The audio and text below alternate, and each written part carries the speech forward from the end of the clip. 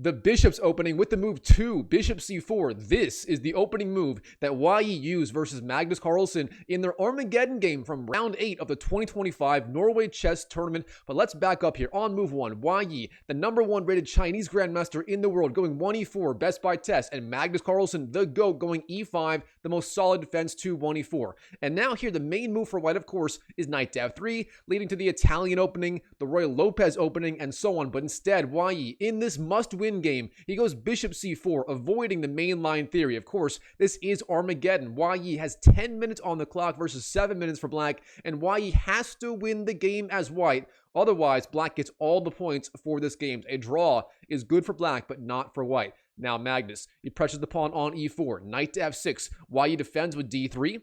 And then c6. This right here is the main way black defends against the bishop opening. The point being, you threaten d5, driving back that bishop, and you get those very strong pawns on d5 and e5. And black should get an excellent game. Here, Wei Yi, knight to f3, pressuring the pawn on e5, and black still has time to go d5 right away. But instead here, Magnus Carlsen, as usual, this guy marches to the beat of a different drummer. He goes for the quiet idea of bishop to e7.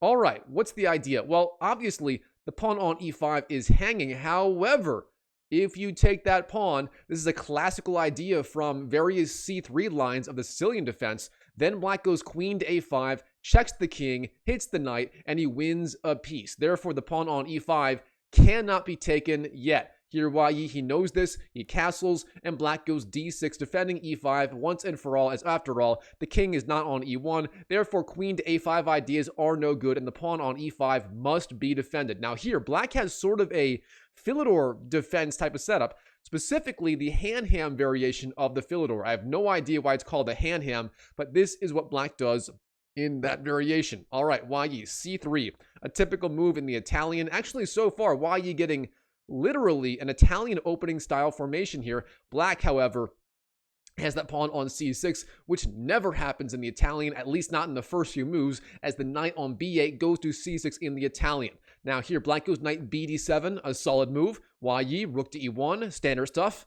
And here, you would expect Magnus to go, perhaps, short castles, but as usual, Magnus finding a way to get a completely different type of game. He goes knight to f8, intending the very fast knight g6, and then castles. And the point is, he gets his knight to g6 without having to castle and then go rook to e8. So Magnus here trying to find a shortcut where he can leave his rook on f8, assuming he does castle, and get the ideal formation just a little bit faster. But Wei Yi, of course, this guy is no slouch either. He finds the flaw with Magnus Carlsen's plan, and that is the move queen to b3, immediately pressuring the pawn on f7. The point now is black does not have time for knight to g6 ideas, as then you lose the pawn on f7, and you effectively lose the game on the spot. So instead here, Magnus, he plays the only good move, that is knight to e6. Keep in mind, bishop e6 here looks logical, but it doesn't work as you hang the pawn on b7. So instead,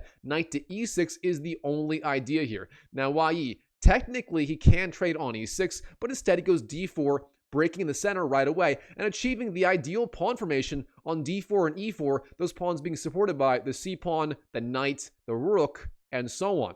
So here, Wei Yi technically has at least a little bit of an edge out of the opening, but of course Magnus is perfectly fine. He's very, very solid, and in the long run, he should be able to equalize as black. All right, now, black.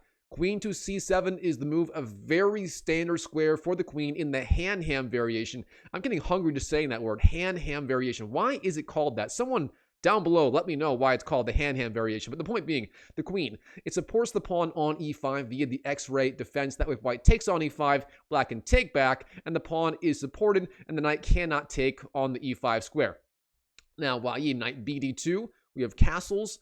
And here, Wei Yi has sort of played all of the standard developing moves. His knight on d2 is on a decent square, and here, he has to find a plan. Do you want to continue this process with the knight going to the g3 square like this? Do you want to bring the bishop back? Do you want to bring the queen back? Do you want to expand on the queen side, a4, b4? Do you want to take on e5, go d5? Why there's so many ideas, and he's played all the obvious moves, and he really has to find some sort of plan here. And Wei Yi decides now is the time to go bishop to f1. Now, this move is playable. It's a very common idea in chess to bring the rook to the e1 square and the bishop like this, where it does defend g2, and it is tucked away outside of, out of the way of the rest of the pieces. So it's a common idea, but here it turns out this move is a little bit dubious, as the knight really does want to go to f1 and then g3. That is sort of White's standard idea in this pawn formation that you typically see in the Italian opening, the Roy Lopez opening, and so on. Now here, Wei Yi, rook to e8, a decent move. White goes a4, gaining space, and black goes a5 as well. And again, it's a very common idea at the grandmaster level, using your rook pawns to gain space, and those pawns are supported by the rooks on a1 and a8. Now here, Wei Yi, knight to c4. This is sort of the idea of bishop f1, or at least one of the ideas. The knight can no longer go to f1, therefore instead it goes to c4 and then likely e3. And from e3, it will be eyeing the d5 and even more importantly, the f5 square. And if that knight can get to f5, it'll be an absolute nuisance in the black position, threatening the bishop, threatening g7, threatening various knight to h6 sacrificial ideas later in the game. Kasparov, one of the best chess players of all time, once said the knight on f5 is worth at least a pawn, and you can certainly make an argument for that in this kind of position. All right, now here, Magnus. He's feeling the pressure. He's not sure what to do, and here he takes on, actually, I'm sure he knows what to do, but here he is feeling the pressure, and he captures on d4.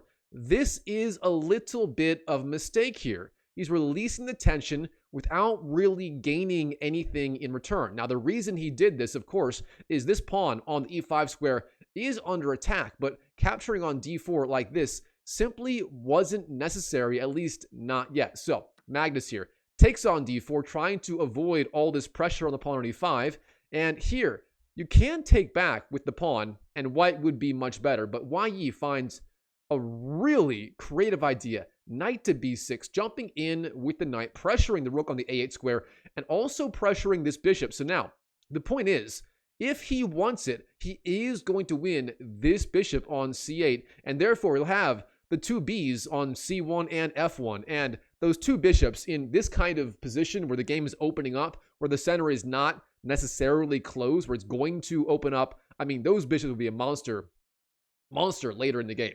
All right, now, black obviously has the chance to take on c3, but then you would lose the rook. That is no good. So black goes rook b8 here, defending the rook. White takes back with the pawn. C takes d4. And again, Wei Yi sooner or later is going to win that bishop if he wants it. And in the meantime, of course, he has those very strong pawns on d4 and e4. So Wei Yi certainly getting at least a small, maybe even a medium-sized edge out of the opening here. All right, Magnus, bishop d8. Keep in mind, Magnus here, all he needs to do as black is get a draw. Wei Yi has to play for a win. So Magnus here, I mean, certainly within drawing territory, that is for sure. All right, Wei Yi, he takes the bishop on c8, knight takes, rook takes, and then bishop d2. The reason he's doing this, the bishop needs to develop, and honestly, there isn't necessarily a better square right now. If you go to f4 or g5, you lose the bishop to this knight here. And if you go to e3, you're sort of blocking the rook's defense of e4. Therefore, d2 might be the best square for now. And from there, you can go rook to c1 or d1. You can go bishop c3 if you want to. And the bishop will find a pretty good diagonal. All right, Magnus, queen b6, offering the queen trade. When you're the best endgame player ever of all time, I mean, offering a queen trade is almost always a good idea. Wei Yi knows this, and therefore he avoids the trade and plays the move queen to d3, sliding over and just further supporting these pawns. Of course, black has some pressure on d4, but for now, that pawn is being defended. Now, Magnus finally strikes in the center with the move d5. This is a very committal decision. After all, White has the option of going e5, getting a huge space advantage on the king side, and therefore decent attacking chances. Of course, with the pawn on d6, e5 is harder to achieve, as black can always take on that square. But after d5, here Wei Yi instantly goes e5 like this, wasting 2 seconds on this move. A gut instinct reaction. It's the obvious move. You drive back the knight. In the game, knight to e4 was chosen. And from here, bishop e3, defends d4, and now Wei Yi gets what he wants in this game. Good attacking chances on the king side with the space advantage offered by the e5 pawn.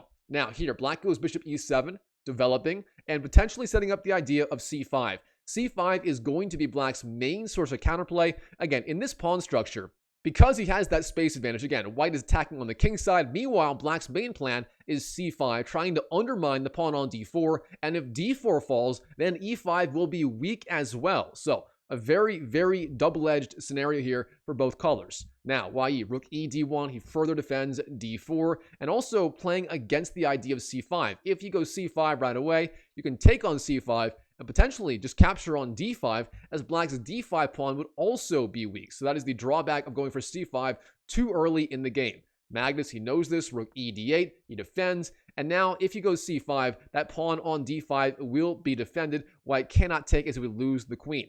Now here, Wei Yi, queen to b1 is the move. This is sort of a defensive move here, and Wei Yi, his big problem in this sort of scenario, the number one way to generate an attack on the king side is going to be with a battery of the queen and the bishop, either the bishop in front of the queen like this, or the bishop behind the queen like this, with the queen piling up on h7. From there, you can force out weaknesses like h6 or g6, and then continue with the attack, perhaps with the bishop, perhaps with the alpha 0 pawn, and so on. So that is sort of the main way you attack here as white. But right now, the bishop on f1 is just locked out of the game. So Wei Yi goes queen b1, sliding back with potentially the idea of, first of all, supporting b2, but second of all, maybe intending bishop d3, threatening this knight on e4, and so on. But it is a little bit slow. And Magnus here, he seizes the moment, carpe diem, he goes c5, attacking on the queen side and pressuring the pawn on d4. Now here, Wei Yi, bishop b5 is the move. Interesting, of course, b5 being a gaping hole in the black position. With the pawn on a5, that pawn can no longer attack b5, and therefore b5 is just a fantastic outpost for that bishop. Now here, black takes on d4, c takes d4. We have knight takes, bishop takes, and the bishop attacks the queen on b6. That queen's got a hightail out of there. But instead, Magnus, bishop c5, offering some piece trades. Not a bad idea by the GOAT. After all, as more and more pieces come flying off the board, the game is just that much closer to a draw. And if Magnus gets a draw, he wins all the points for the Armageddon game. So, Wei Yi, queen d3, defends d4. Magnus, he doesn't trade on d6 or d4. If he wants to, he can trade, and then perhaps go rook c2 with an edge in the endgame, and black is doing fantastic. But instead of that, he goes g6. All right, the idea being g6 is going to be a good defensive move in all kinds of scenarios, giving the king some loft on g7 to escape against a back rank mating threat. But now, Wei Yi, a queen to e3. Magnus gave Wei Yi the chance to go here, and the point is, if black takes on d4, white can take back with the rook. And that's actually what happens. We have bishop takes, rook takes. So Wei Yi maintains the queens on the board and therefore maintains exponentially more mathematical possibilities and exponentially more ways to try and swindle the game from Magnus in middle game complications. Now, Magnus, knight g5. He gets back with the knight. But wait a minute. The knight on g5. Okay, the rook on d4. If you take on g5, the rook falls. Therefore, the knight, even though it is hanging, the queen right now is overloaded. It can't defend d4 and take on g5. All right, Magnus here. He must know what he's doing. Wei Yi, queen d2. The queen drops back, and overall, d2 might be a slightly better square for the queen. The point being, the queen also defends the c2 square, therefore stopping rook c2 ideas, avoiding the pig on the second rank, the pig being the rook. But here, Magnus, rook to c2. He goes down with the rook. What's the problem with this? Obviously, if you take the rook, black takes here, and black has simplified, and black is doing excellent. So what happened? Magnus, why does this move deserve 2 question marks? I mean, really, 10 would be more appropriate.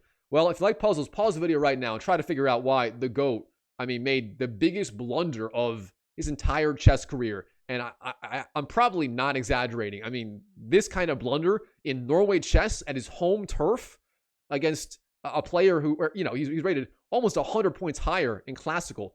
Magnus, the problem is queen takes g5. And look at this. The rook on d8 is undefended. That was the problem with rook c2. When you go rook c2, you leave the rook on d8 undefended. At least it would be undefended if black takes on d4. And Magnus, Just like that, he drops a piece. If black takes on d4, white takes on d8 with check. And again, he's up the bishop no matter what. Magnus here. Rook takes f2. He is desperate. He's trying to defend. But here, Wei Yi. Queen takes d8. The brilliant move. What is the idea behind this? It's simple. Here, you're giving up the queen for the 2 rooks. And normally, playing with the 2 rooks versus the queen is not easy. But the difference here is the extra bishop. Wei Yi finding the key idea. If queen takes, then king takes f2. Magnus here. He's down the bishop in this middle game, end game, whatever you want to call it. This is not good for the GOAT. Otherwise, material is even. All right, queen c7. Rook takes d5. And then queen to b6 hits the king. Magnus here.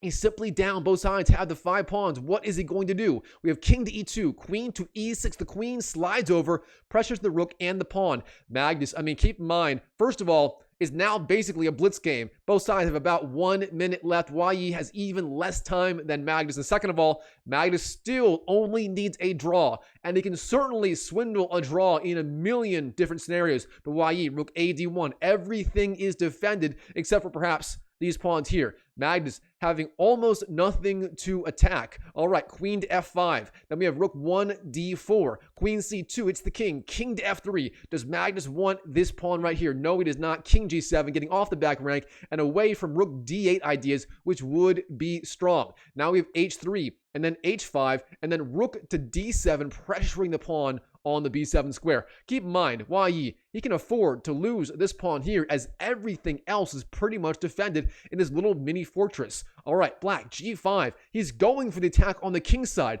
Bishop c4, threatening f7. Can Magnus hang on? Queen to f5, it's the king. King e2, queen takes e5, king d1, queen to h2. Magnus getting counterplay against Wei Yi. Rook 4 to d6. Wei Yi down to 15 seconds left on the clock. All right, queen to g1. Then king c2. Queen takes g2. King to b3. King to f8. But now Wei Yi. Rook takes f7. Apologies. Skipping ahead there. Rook takes f7. Hitting the king. The king slides over. And now rook to g6. Threatening checkmate. And Magnus, how can he defend against the threat? It turns out there's nothing he can do to control g8 or f8 with the queen. Therefore, all you can do is maybe give a check, that being literally queen c2 or queen takes b2, and that is going to be it. And then rook g8 comes all the same. And for that reason here, Magnus Carlsen, he is forced to resign on the spot to Wei Yi in this Armageddon game from round 8 of the 2025 Norway Chess Tournament. Magnus, it may be his final classical chess tournament of his career.